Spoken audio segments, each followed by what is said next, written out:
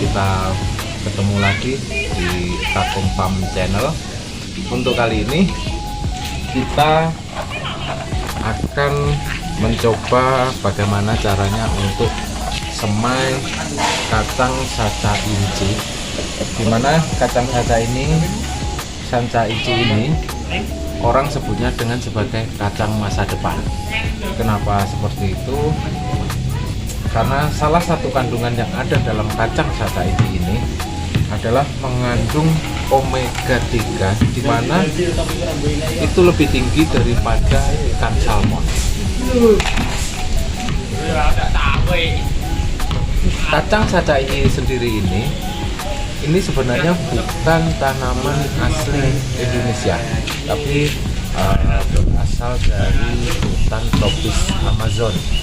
Cuma dari yang telah kita terapkan coba tanam, ternyata jenis kacang ini mampu tumbuh dan menghasilkan atau berbuah kacang dengan baik untuk di Indonesia.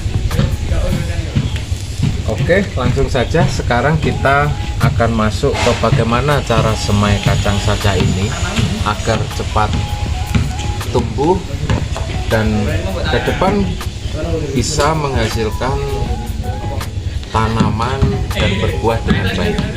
Yang pertama dari pemilihan bibit.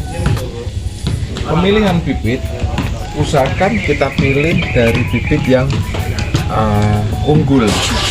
Kita dapat melihatnya dari bentuk. Kita coba bisa lihat, bandingkan di sini.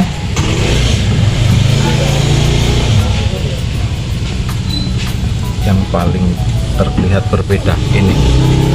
Pilih jenis kacang yang bulat, tebal, dan bentuknya rapi. Sebisa mungkin hindari jenis kacang atau jenis bibit yang bentuknya seperti ini.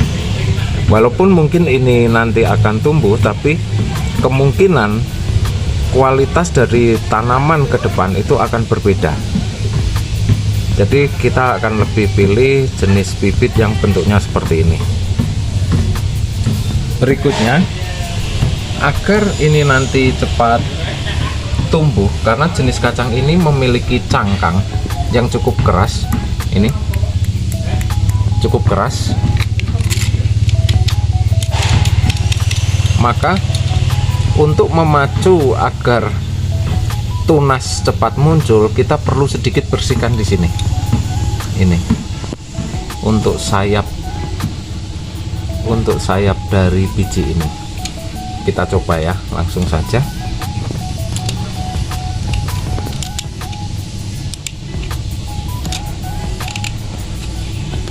Tidak perlu sampai pecah ya, karena ini bisa mudah pecah juga. Tidak perlu sampai lapisan kacang yang dalam, cukup luar aja. Ini fungsinya agar nanti ketika kita melakukan perendaman itu air lebih cepat meresap, sehingga kacang yang ada di dalam itu cepat terpacu untuk tumbuh. Ini bisa dilihat seperti ini. Kita cukup lakukan seperti ini. Seperti ini cukup. Kita pisahkan, dan selanjutnya semua kita lakukan hal yang sama.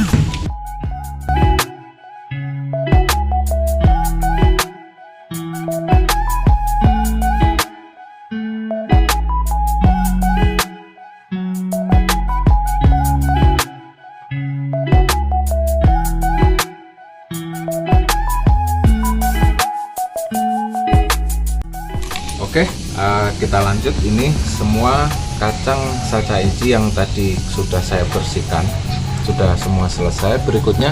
Tahap berikutnya adalah kita rendam. Kita siapkan dulu air hangat kuku. Jangan terlalu panas, tapi juga jangan air yang dingin.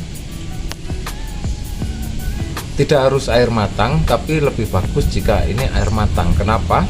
Karena ketika matang itu kita menghindari ada bakteri yang ada di dalamnya. Jadi kualitas dari bibit yang akan tumbuh nanti juga akan lebih steril, lebih bersih. seperti itu. Kita masukkan saja.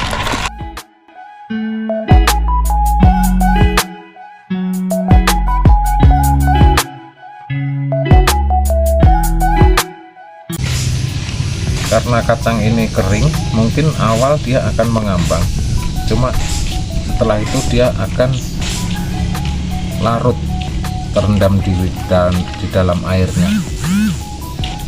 Dan sekaligus ini kita juga bisa lakukan pemilihan di mana kacang yang mungkin sudah kita tunggu cukup lama kita rendam dan masih mengambang, itu kita bisa kategorikan bahwa itu bibit kurang baik. Bibit yang baik itu nanti bibit yang ketika kita lakukan perendaman ini dia terendam di bawah permukaan air. Seperti itu. Ketika kita sudah rendam seperti ini, usahakan jangan ditaruh di tempat yang panas, tapi kita taruh di tempat yang teduh, atau bisa kita lakukan simpan di dalam rumah.